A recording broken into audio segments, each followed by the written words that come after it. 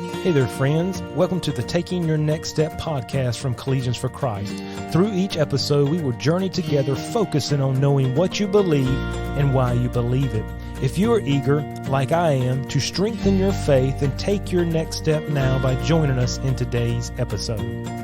Before we jump into our episode, just want to give you a heads up about the upcoming college and career retreat that will be held on February 9th through the 10th, 2024 in Greenville, North Carolina. It'll be hosted at People's Baptist Church, and it's going to be a great Friday evening and Saturday event. There will be powerful preaching, worship. We'll have breakout sessions, real talk session, some Q&A, and some fun activities, delicious food as always.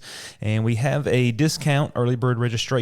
If you will register before January 1, you can receive $10 off your registration. And also for leaders that are coming, we will also have some breakout training sessions just for you, anything dealing with college and career ministry, campus ministry, just to try to be an encouragement and a help to you as well. So you can get all the information you need, register at cfcretreats.com. And please bring your group, bring you, yourself, pass the word along, and we look forward to having a great time at this year's retreat. Now, we're finishing up our study on the fruit of the Spirit. We come to the last fruit, and is that of temperance. As we read down through the list here, we've looked at each one individually, but here it says the fruit of the Spirit is love, joy, peace, long-suffering, gentleness, goodness, faith, meekness, and temperance. Now, temperance, we would typically refer to this as self-control, and I believe this is an area that many people struggle with. And I think many of the issues we face many times boil down to our self-control or lack thereof. Now, when I say self-control, some things may come to your mind. You may think instantly of drugs, of alcohol, people not having self-control to refrain from these things, maybe food, maybe people hoarding stuff, maybe leaders and the discipline that they have. When I think about people who have self-control, I think about athletes. They have a very self-controlled or disciplined life where they're able to control their exercise, their workouts, their tryouts, their diet, and all of these things. Self-control involves so many aspects of our lives, from the big to the small. It can be as simple as getting out of bed at a certain time. How much or how little will you eat? Obeying the speed limit, or to what degree you will obey it, right? Are speed limit suggestions, or are they laws?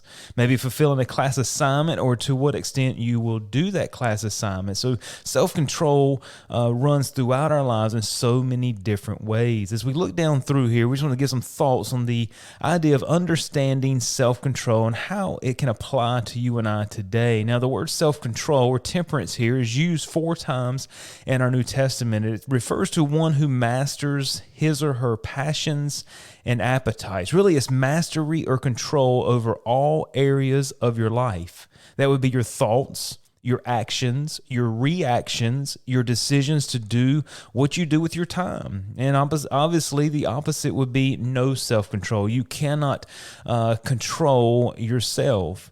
Now, I think self-control encompasses 2 main divisions in our life. It would be the ability to abstain from doing, or in other words, what not to do, and the ability to engage in doing. That what to do. So 2 areas here, what not to do and what to do, and that is controlling ourselves with discipline there, what to do. Now, self-control involves the will.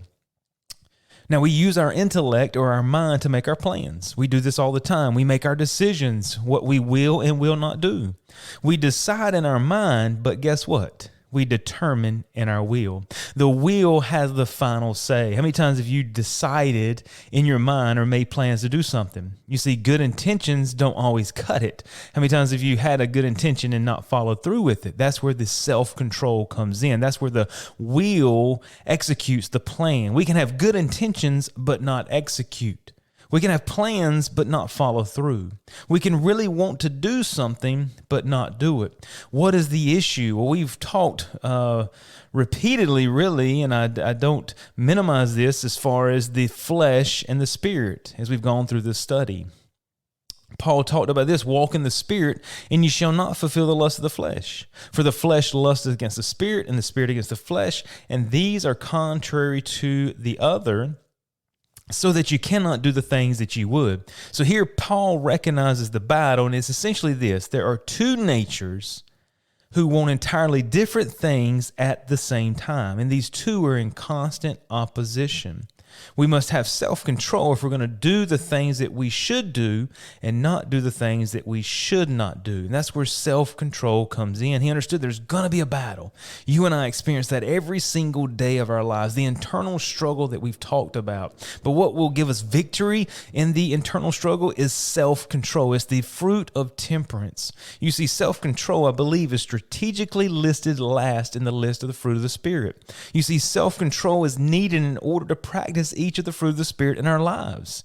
The list begins with love. Think of that: love, joy, peace, which love is an act of the will. You and I can use lip service and say we love, but love is demonstrated via action, and it's an act of the will to love those who are unlovable, to love when we don't feel like it, to love when we're tired and we're frustrated.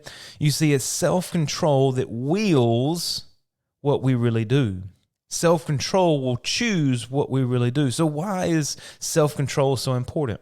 Well, without self-control or temperance, we will not be able to do what we ought to do. Good intentions will never be enough.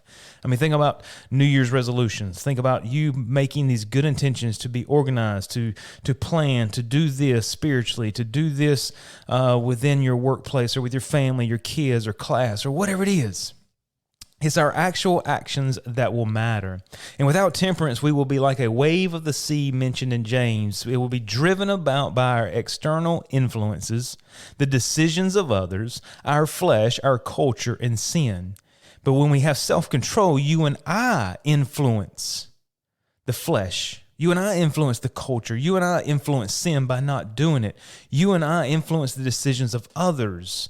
We will be influenced by the internal decisions that you and I make, and we will it out through self-control. Now, without self-control, we will not follow Christ like we should, because our natural bent or our natural follow is to not follow Christ. We will follow our own desires, our own dreams. But with self-control, with fruit of the Spirit of self-control, we will follow Christ like we should. And that's why I think it's essential that you and I, God knows, let's say this, God knows that you and I can't do it on our own. He knows that we struggle every single day. He knows the power of the flesh. That's why Paul talks about it so many times. That flesh is so powerful. That's why we need the fruit of self-control. Now, you and I must be willing to be led by the Spirit, but we must also allow our will to be exercised for you and I to take control over our body, over our will. And that is also helped through the fruit of the Spirit. So how do we practice self-control? What are some ways, some ways that we can help with self-control? Number one, keep the main thing the main thing. Discover and determine what is truly important. Focus on our priorities. That's important. That way we can focus on utilizing our self-control in the areas that are the main things. Sometimes we have so many things we're trying to accomplish and focus on that we get spread out, and then we accomplish nothing. So determine what is the main thing. Determine what your goals are, your priorities, and begin to focus there. And then secondly, be intentional and plan. Nothing happens by accident. Nothing intentional will ever happen just by a side thought. That's where we need discipline. That's why we look at the military. We look at athletics. We look at people in leadership roles. And what were they? They kept the main thing the main thing. They were intentional and planned and focused on that and gave everything through discipline and self-control to it. And I would say this, it's just one small step at a time. Too many times we try to do too many things, or we try to do something too big. And because we don't see the traction, or we lose momentum, or we forget one day, we forget to do whatever it is, then we feel defeated. The guilt comes in and robs us. So do baby steps.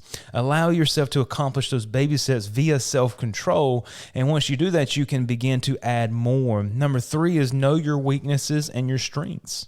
Determine not to settle into your weaknesses. If you know that's your weakness, don't settle into it. Strive to overcome your weakness either through self-control, or strive to overcome weaknesses that will hinder your self-control. Use your strengths to overcome weaknesses.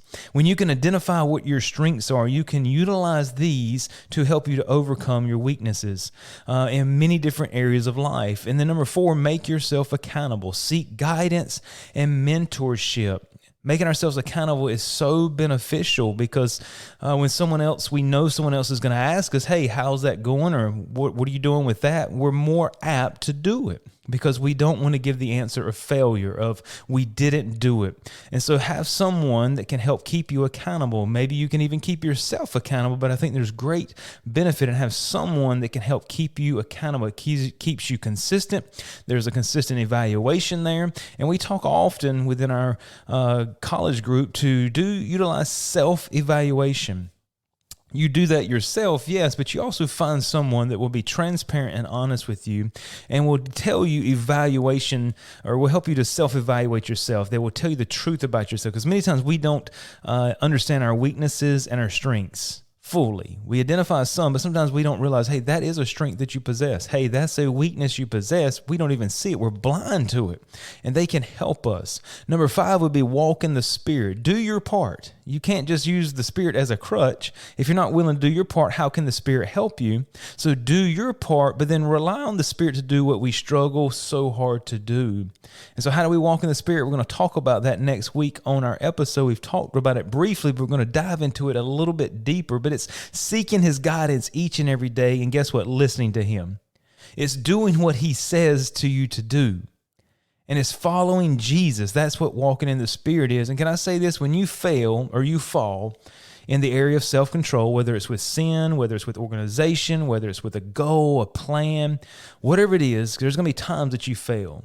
But can I say this? Try again and try again and try again and try again and try again. Don't let your failure define or determine your future. Don't let that failure, don't let that falter, don't let that lack of keeping it, that lack of self-control define or determine your future. When you fall or you fail, try again, try again, try again. Thank you for taking the time to listen. If this podcast has been helpful to you, please share it with a friend or subscribe to stay up to date on the latest episodes.